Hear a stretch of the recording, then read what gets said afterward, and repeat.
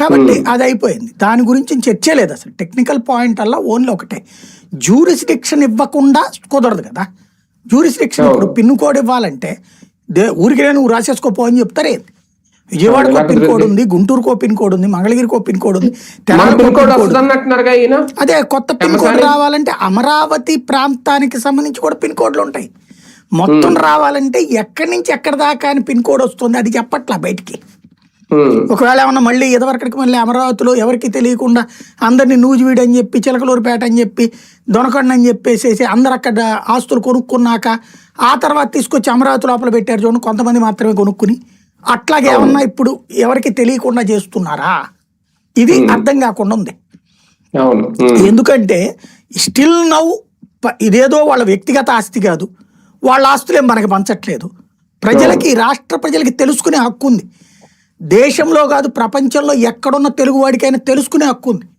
తన రాజధాని ఏంటి, అమరావతి అనే రాజధాని ఎక్కడ నుండి ఎక్కడ దాకా ఉంది, అందులో ఏ ఏ ఊళ్ళు కలుస్తున్నాయి, 29 గ్రామాలైనా ఈ మొత్తం కలిపినా అన్నటువంటి అది స్టిల్ నౌ క్లారిటీ ఇవ్వట్లేదు వీళ్ళు. అదే సమస్య.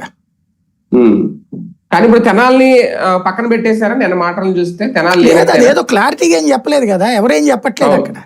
విజయవాడ గుంటూరు మంగళగిరి అంటే ఎన్ని తెనాలియే కదా, దాంట్లోనే కదా పార్టీ కదా. విజిటిఎంఏ ఇదంటే గనక మార్పు ఏం లేదండి. సరే, అంటే తీసుకెళ్తున్నారు కదా. ఇవన్నీ కలిపి ఇప్పుడు భవిష్యత్తు నగరంగా ఒక ఫ్యూచర్ సిటీగా మారుస్తారంటే విజయవాడ ఆల్రెడీ సిటీయే, గుంటూరు కూడా ఒక రకంగా సిటీయే. ఇప్పుడు ఇందులో మంగళగిరిని, అమరావతిని అన్ని కలిపి ఫ్యూచర్ సిటీగా, ప్రపంచంలోనే అంతర్జాతీయంగా ఒక అతిపెద్ద సిటీ కాబోతుంది భవిష్యత్తులో అన్నారు. ఇవన్నీ కలిపితే సిటీ చేస్తారా? ఆ పోచుకోలు కబుర్లు మానేస్తే పోతుంది. ఆ ఊరకనే అంతర్జాతీయ సిటీ, హైదరాబాద్కే దిక్కులేదు అంతర్జాతీయ సిటీగా ఇప్పటికి కూడా. హైదరాబాద్ ఒక మహానగరం దేశంలో, అంతేగాని లండన్కి ఎక్కువ లేకపోతే న్యూయార్క్కి తక్కువ అంటే అమాయకత్వం ఉంటుంది. ఊరికినే ఈ సొల్లోపన్యాసాలు ఎక్కువ ఉంటాయి. ఓ ప్రజల్ని ఏదేదో గాల్లో తేల్చేయడం అన్నట్టు అనమాట. ముందు విశాఖపట్నానికే దిక్కులే మనకి. ఇంకా నువ్వు ఇక్కడ చెయ్యాలంటే ఎంత పడుతుంది దానికి?